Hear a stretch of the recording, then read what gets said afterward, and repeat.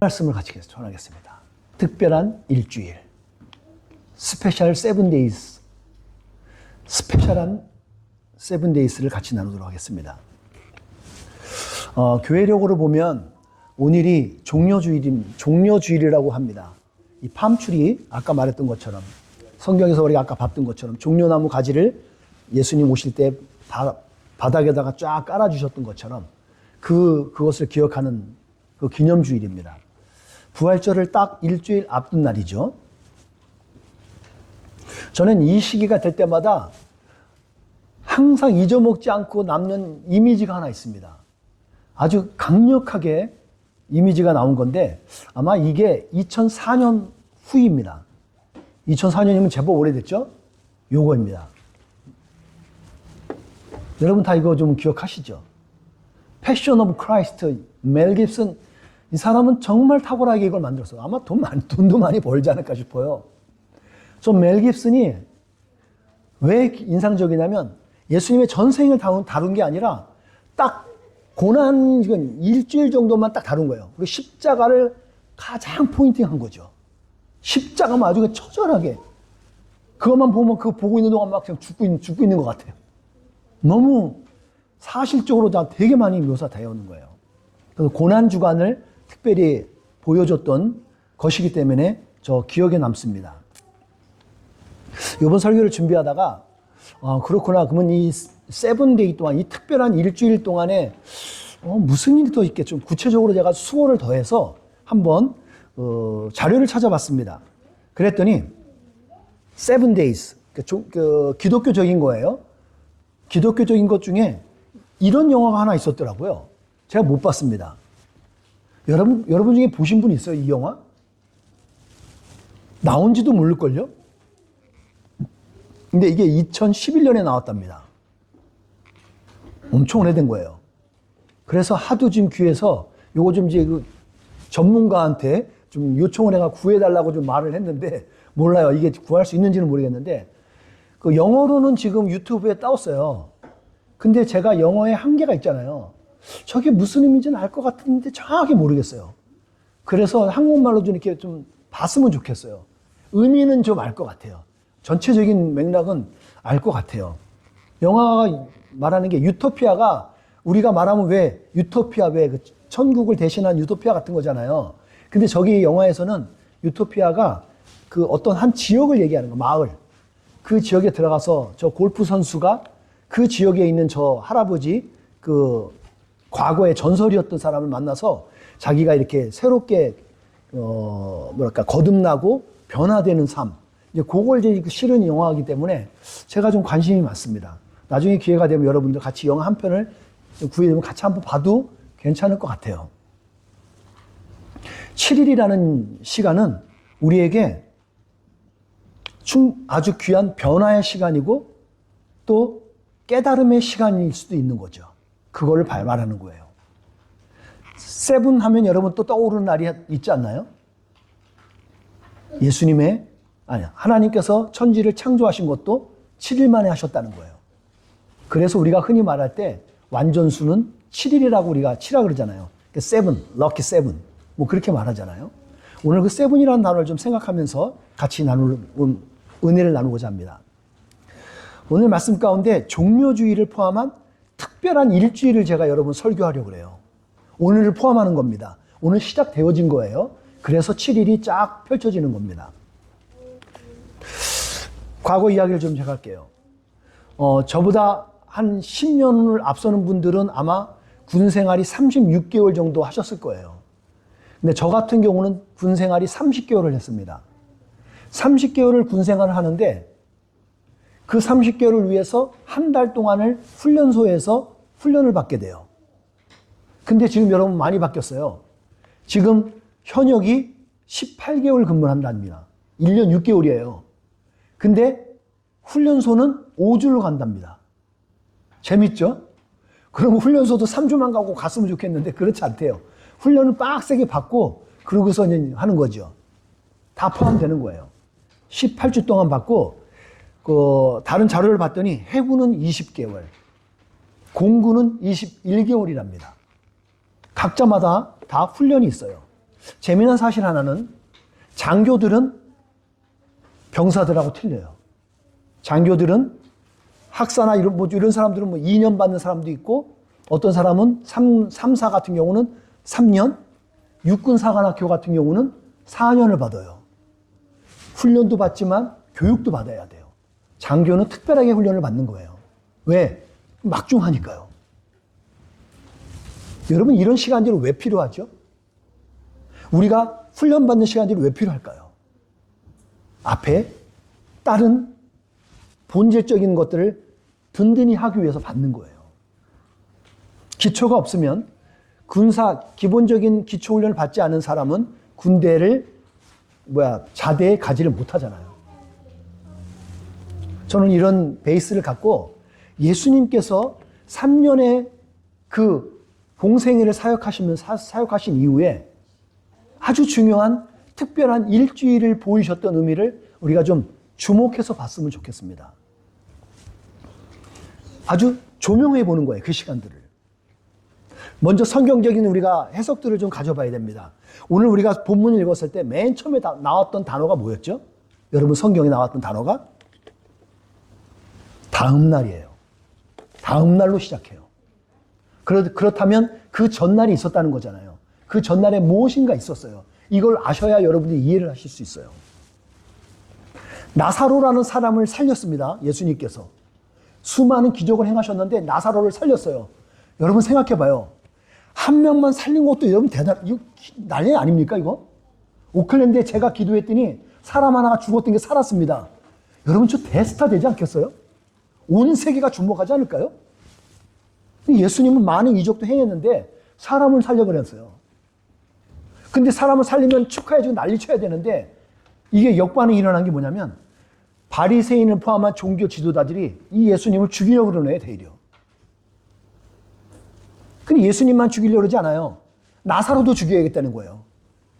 입장 바꿔 생각해 보세요. 죽은 것도 살아난 게 근데 다시 죽인다고? 나사로 입장은 얼마나 황당했겠어요. 그런 일이 있고 난 다음 날이에요. 다음 날 우리가 오늘 이 말씀을 같이 보고 있는 거예요. 사도 요한이 그날을 우리에게 주목해서 보여주는 거죠.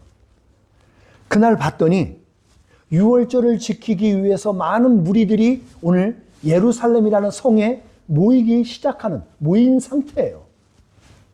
유대인들에게 있어서 유월절은 너무 중요한 날입니다. 왜냐하면 이스라엘 민족들에게는 애굽에서 종살이 하다가 그것도 400년이나 되는 그 종살이 하다가 거기서 탈출하게 나온 마지막 날 가졌던 그 기념 행사가 유월절이었거든요. 그 유월절을 지키는 거기 때문에 너무너무 이 사람한테 중요한 거예요.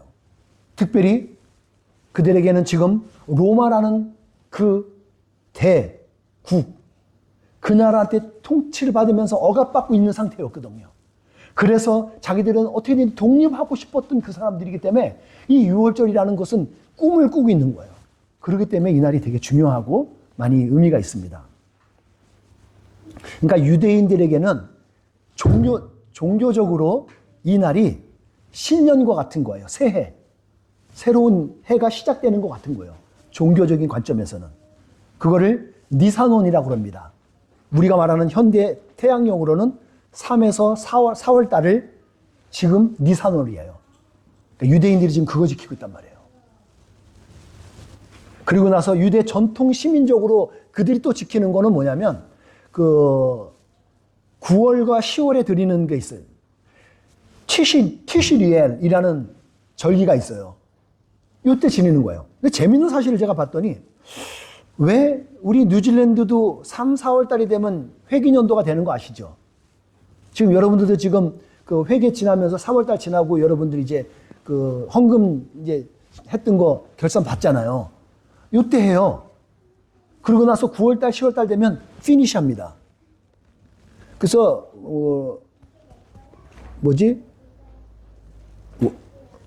세금 관련된 거 이름이 뭐죠?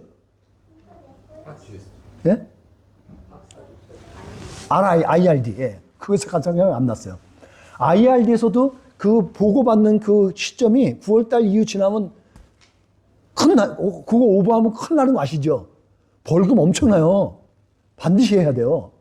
IRD 신고 안 하면. 그것도 그때 마무리 짓고 딱 줘요. 회계연도가 끝나요. 이게 무슨 관련이 있나 싶을 정도로 뭔가 있습니다. 유대인들에게 이 6월절은 너무너무 중요해요. 그래서 사람들이 지금 일주일 상간으로 준비해서 와서 막 모여오는 거예요, 지금. 사람들이 6월절 그 예루살렘에 사람들이 미어 터집니다, 그래서. 그런 시기예요. 그렇게 사람들이 막 모여들었는데 로마로부터 자유한 나라가 되고 싶었던 그들이 그래서 구원받고 싶어서 그들이 갈망했던 사람은 메시아였어요. 그들은 믿었던 게 있어요. 메시아가 오면 우리들을 자유하게 된다고. 근데 그 메시아가 후보자가 누구였냐면 원래는 세례 요한이었어요. 세례 요한이 광야에서 외치면서 막 하니까 야, 저분이 진짜 우리가 기다리는 메시아 같다. 막 환호하고 그랬는데 운매 이 사람이 왕한테 잡혀가더니 묵배인을 받아도 죽어버려요. 이게 아닌가 봐? 그리고 대신 나타났던 등장했던 분이 예수님이란 말이에요. 근데 예수님이 행하셨던 모든 것들이 구약에서 이사야, 예레미야에서 다 예언했던 내용들이 정확하게 맞아요. 결정적으로 예루살렘 입성을 하는데 미가서에서 나왔었죠. 그 예수님이 작은 나귀, 새끼 나귀예요. 한 번도 사람을 태워보지 않은 그 새끼를 타고 온다는데 예수님이 진짜 오늘 말씀해 본 것처럼 타고 오시는 거예요. 이건 맞는 거잖아요. 예언이 성취됐잖아요.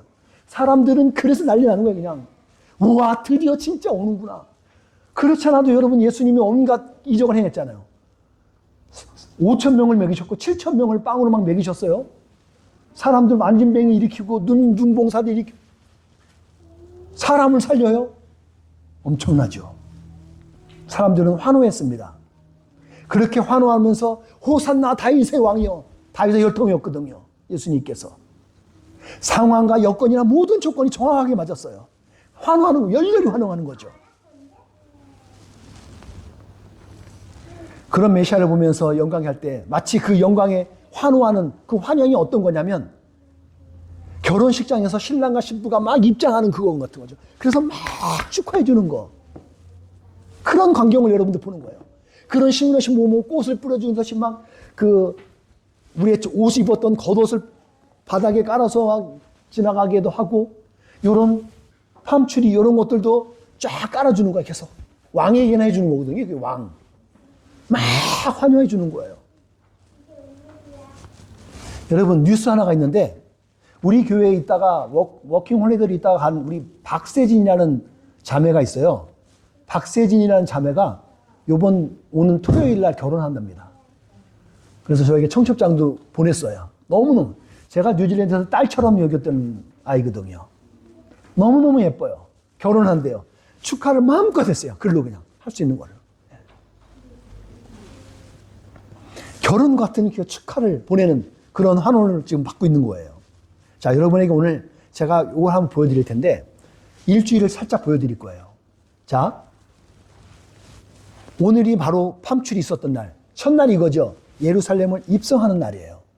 자, 둘째 날은 성전 정화를 해요. 예수님께서 예수님을 죽일 기회를 종교 지도자들이 이날 갖추게 돼요. 셋째 날 뭐가 있어요? 논쟁을 벌이고 있어요. 예수님과 종교 지도자들이. 그리고 예수님의 가르침이 전날 있습니다. 넷째 날 아무것도 안 하는 것 같아요. 아무 소리도 없어요, 성경에는. 그런데 거기에 하나가 이루어지는 일이 유다의 배신이 계획되어지고 있어요.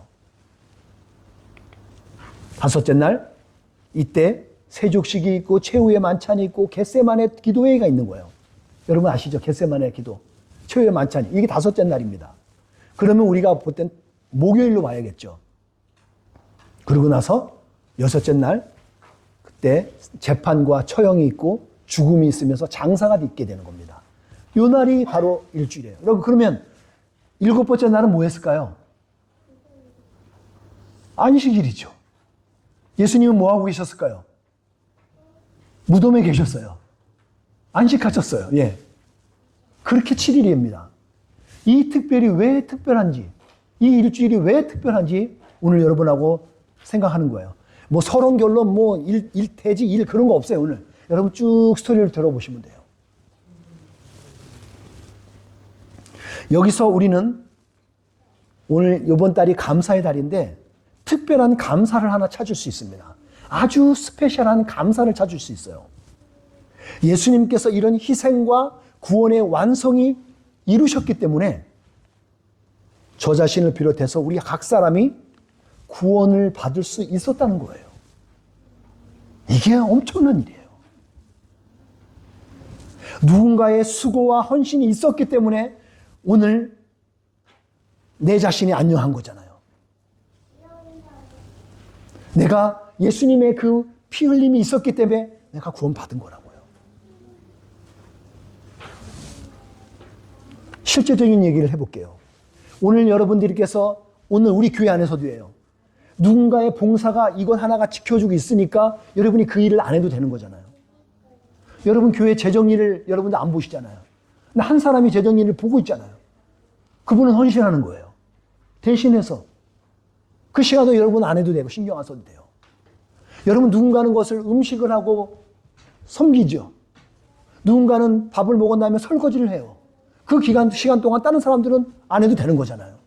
마치 그런 거예요. 누군가 헌신이 있기 때문에 나는 안녕할 수 있는 거예요. 그 수고가 있기 때문에. 여러분 나라가 지키는 것, 나라가 여러분 안전하게 지키는 게 왜 가능해요? 군인들이 지켜주고 있잖아요. 그들이 수고해주고 있잖아요. 그들을 우리가 격려하고 해줘야 되는 거예요. 여러분 가정도 마찬가지 아닙니까? 여러분의 가정도 각자의 아내는 아내, 남편은 남편의 역할을 해주고 있는 거잖아요. 그걸 한 사람이 아빠도 되고 엄마도 되고 다 해봐야 돼요. 한 사람이 엄마가 없거나 아빠가 없어서 그 역할을 다 해봐야 된다고 생각해 보세요. 제 친구가 그 역할을 한 친구가 있어요. 저보다 10년을 늦게 결혼하고 나서 그 아내가 갑자기 일이 있어서 죽는 바람에 그 혼자서 키우더라고요. 엄마 역할을 해줘야 돼요. 어떻게 해줘요? 너무너무 어려워하더라고요. 근데 우리 가족 안에서도 서로가 각자의 영역들을 헌신해 주니까 우리가 안녕하고 평안하게 살 수 있는 거 아닙니까? 그거예요, 은혜가. 예수님께서 오늘 그 역할을 해주신 거예요. 구원의 완성을 이루기 위해서 어떤 사람도 이룰 수 없는 하나님이시면서 인간이었던 그 예수님께서 이 구원을 이루어주신 거라고요. 저는 오늘 이 말씀을 좀 포인트 삼아서 우리도 어떤 누군가에게, 즉 한 영혼을 위해서 특별한 감사가 되어지는 사람이 되어졌으면 좋겠어요. 누군가에게 특별한 선물이 되어졌으면 좋겠다고요. 우리 주위에 누군가에게 부활의 신앙을 전달하는 특별한 전달자가 되어줬으면 좋겠다는 겁니다. 그 사람, 그거를 쓰임받는 통로가 되어주고 그런 통로로 이웃이 되어졌으면 그런 소원함이 있습니다. 그게 선한 이웃 아니에요? 그 일을 해주는 게? 얼마 전에 우리 지체들하고 대화를 하나 나눈 게 있습니다. 남성분들이었습니다. 대화를 나누다가 최근에 한국의 심각한 저출산 이야기가 살짝 묻어나오고 얘기하다가 그러면서도 이제 또 저출산의 근본적인 이유가 뭘까 하다가 그 이야기에 이제 베이스한 게 이제 비혼주의자가 너무 많이 생기는 게 좀 문제가 이슈가 되는 거 아니냐. 그러면서 한 분이 이제 저는 생각하지 못했던 영역인데 그 이유를 왜 그러느냐 했을 때 그 결혼을 안 하는 이유가 뭐냐 했더니 여자들은 희생을 하기 싫어한답니다. 그러면 남자들은요? 그랬더니 남자들은 책임을 지기 싫어한대요. 가만히 생각하니까 야, 그거 핵심 단어 정확하게 잘 집었네. 그러고 나서 좀 돌아봤더니 여자들이 애를 낳는 거 싫어해요. 임신하는 것도 싫어해요. 왜? 몸이 망가지는 것 때문에 싫어한대요. 애 키우는 것도 싫대요. 이게 뭐죠? 남자들은 이건 제 아는 제자 중에도 그 고백을 하나 하더라고요. 목사님 저 결혼한 게 너무 후회가 돼요. 뭔 소리야 그랬더니 너무 힘들어요. 뭐가 힘들었더니 가족을 막 책임지고 사는 게 자기는 자유롭게 살고 싶은데 그게 안 되니까 너무 힘들대요. 야, 이건 결혼을 하고 나서도 일만 하니. 그런 얘기를 막 들었던 결혼 안 한 사람들 나중에 얘기를 들어봤더니 지금 45세 정도 되는 제자격의 친구가 있어요. 그 친구 얘기 들었더니 그 모든 얘기를 들어보니까 결혼을 왜 하냐 그러더래요. 자기고. 안 하기로 했대, 자기는. 왜? 자기 막 책임지고 막 살고 싶지 않대요. 자기는 이게 편하대요, 지금. 여러분, 그러면 일어나니 뭐예요? 가정이 누구 하나는 또 솔로가 돼야 되는 거야. 하나가 결혼해야지 살게 될 텐데 누구 하나는 솔로가 되는 거야. 또 다 비혼주의를 얘기하겠죠. 그래서 저출산이 생길 수밖에 없죠. 결혼을 안 하는데 자식이 안 낳는데 계속 악순환이 되는 거예요. 근데 여러분, 이게 우리 기독교 안에서 신앙적으로도 마찬가지예요. 우리 기독교 안에서도 에베소서에서 보게 되면 어떤 말씀이냐면 예수님을 교회의 머리 되신 분이라고 하고 신랑이라는 표현을 써요. 그렇죠? 그러면 신랑이 있으면 신부가 있어야 되잖아요. 그 신부가 누구예요? 우리 교회예요. 근데 신랑은 야, 나하고 우리 결혼해갖고 나 우리 같이 살자. 내가 너 뭐 책임지고 다 너 책임지고 세워줄게. 그런데 신부되는 입장에서 나는 희생하기 싫은데요? 결혼하기 싫어요. 그러면 결혼한 다음에 애도 낳아야 되잖아요. 싫은데요?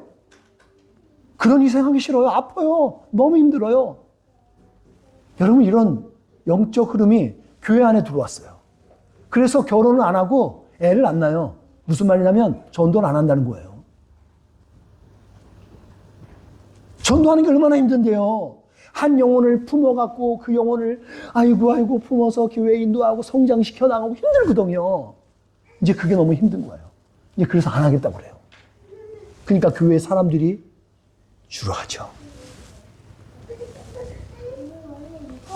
교회에서는 지속적으로 영혼구원이 이루어져서 세례가 이루어지고 그들이 서로 믿음 안에서 양육돼서 성장해야 되거든요. 그래서 또 그들이 또 다시 결혼을 하고 그리고 또 이제 생명을 낳아주고 그래야 교회가 서가는 거란 말이에요.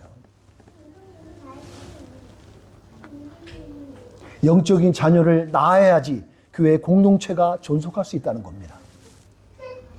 여러분, 우리가 헌신을 한다는 게 얼마나 중요한지를 여러분 이거 말씀을 보세요. 여기에 보시면 이제 물질적으로 이렇게 좀 예민하신 분들은 오해하실 수도 있는데 여러분, 제가 말하는 포인트를 잘 보셔야 돼요. 한 말씀 같이 한번 읽어보겠습니다. 시작. 여러분은 모든 면에서 부유하여 넉넉하게 헌금하게 될 것입니다. 여러분이 바친 헌금을 우리가 전달하면 많은 사람들이 하나님께 감사하게 될 것입니다. 고린도후서에 나오는 사도 바울이 기록했던 말씀이었어요. 이 말은 뭐냐면 여러분은 고린도 교회예요.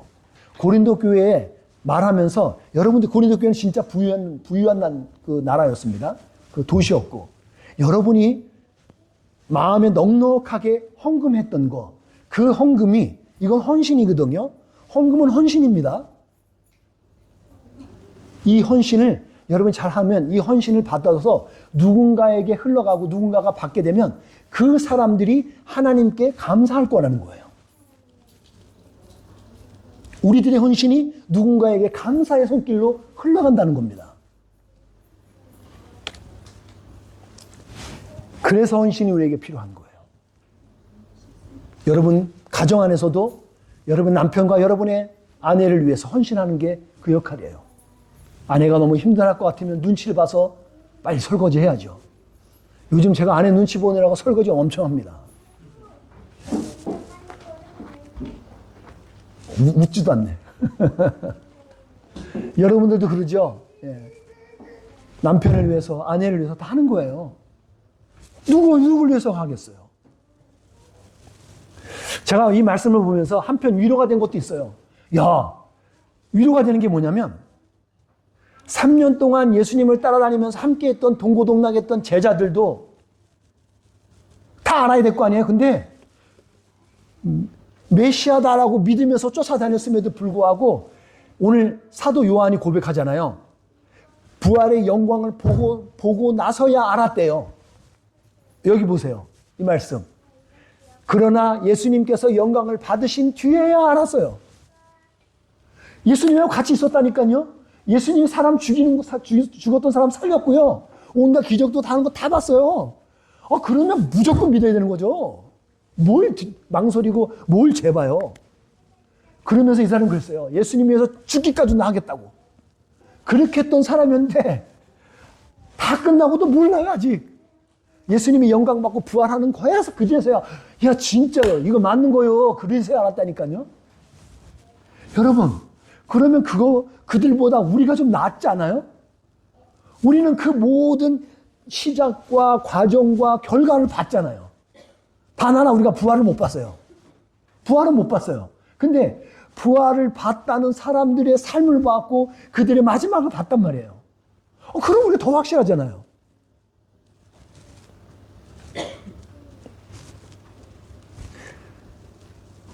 그러니까 소망이 있더라고요. 야, 나는 그러면 저들보다도 낫다, 야. 여러분, 부활 소망 중에 천국을 보는 사람들은요, 꿈을 가진 사람들이라 그럽니다. 그 꿈을 가진 사람은 결코 화려하거나 즐기는 삶을 살 수 없다 그래요. 이게 누가 이렇게 말했냐면, 고 하용조 목사님께서, 온누리 교회에 하용조 목사님께서 그 책에 썼더라고요.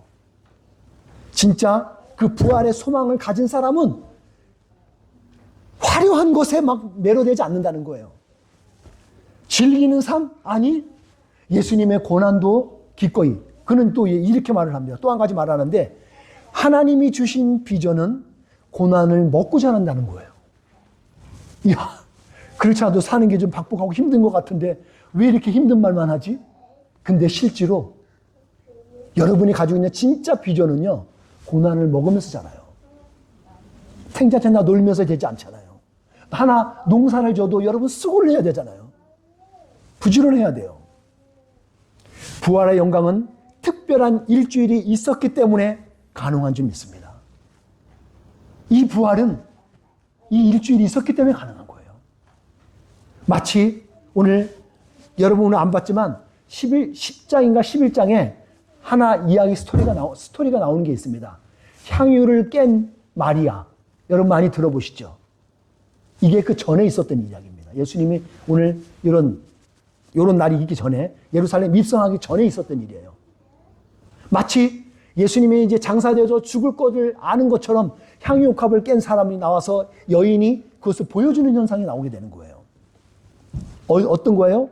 당시에 엄청난 돈을 들어가는 거예요. 그 돈이. 그 값비싼 향유 그거를 깨서 예수님의 발을 씻겨줬던 일. 이것도 헌신이에요. 그 예루살렘 입성에 이것을 우리에게 상징적으로 보여주고 있습니다. 여러분, 부활의 기쁨은 고난주간을 통과할 때 그 가치와 진가를 깨달아 알 수 있다는 거예요. 그래서 특별한 일주일입니다. 부활의 영광을 위해서 특별한 고난주간을 자초해 보기를 여러분 스스로가 자초해 보기를 전 여러분의 믿음으로 도전해 봅니다. 그래서 우리 각자의 수고와 헌신이 누군가에게 감사의 조건이 되어질 수 있는 그런 한 시간을 살아봤으면 좋겠습니다. 왜요? 왜 우리가 그렇게 살아봤으면 좋을까요? 우리는 그리스도 예수를 주로 받아들였기 때문이에요. 여러분 예수님을 그리스도로 받아들이신 분 아멘. 안 받아들이셨어요? 예수님을 그리스도로 받아들인 사람은 다 같이 한 목소리 아멘 하시겠습니다. 그 아멘 한 사람들이 할 수 있는 거예요. 누군가의 감사가 될 수 있는 거예요. 여러분이 오늘 이 특별한 한 주간 동안 누군가를 위해서 그 감사의 통로가 되어지고 감사의 전달자가 되어지는 은혜가 있기를 축복합니다.